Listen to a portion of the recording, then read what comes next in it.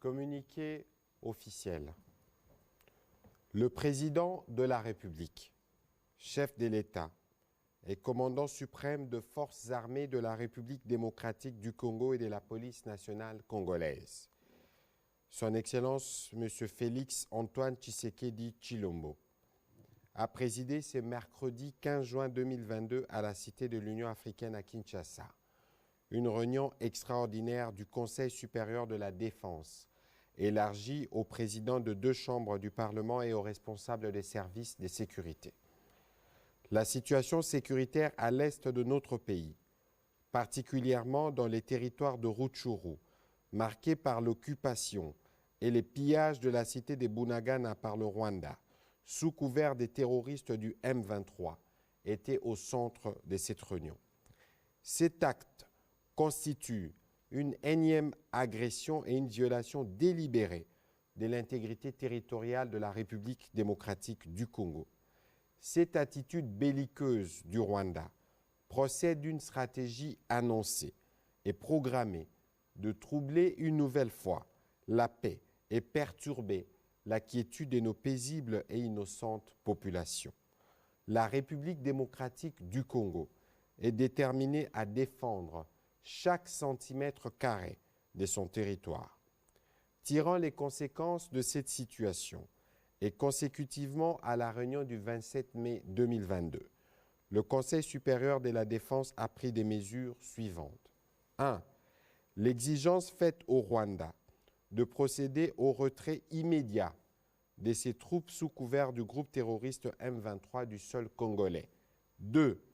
La demande formulée au gouvernement de la République démocratique du Congo de suspendre tous les protocoles d'accord, accords et conventions conclus avec le Rwanda. Par ailleurs, le Conseil supérieur de la défense salue les efforts de paix et de médiation engagés par le président João Lourenço de la République d'Angola dans le cadre de la conférence internationale sur la région de Grand Lac CIRGL et le président Uhuru Kenyatta de la République du Kenya dans le cadre de la communauté de l'Afrique de l'Est. Le Conseil supérieur de la défense a également salué la forte mobilisation patriotique de la population congolaise pour le soutien indéfectible à nos forces de défense et de sécurité.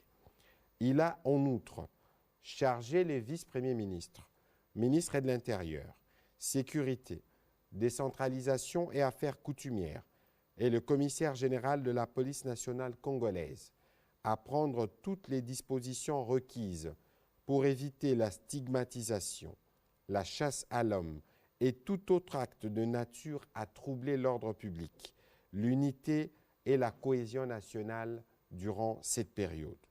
Le Conseil supérieur de la défense a réaffirmé la volonté de la République démocratique du Congo de poursuivre le processus de paix de Nairobi en cours pour la pacification de l'Est du pays et de toute la sous-région.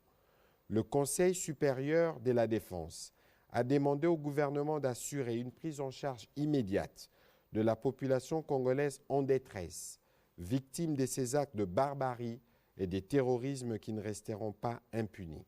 Enfin, le Conseil supérieur de la défense a encouragé le gouvernement de mettre davantage des moyens nécessaires à la disposition des forces de défense et de sécurité pour assurer la défense et l'intégrité du territoire national.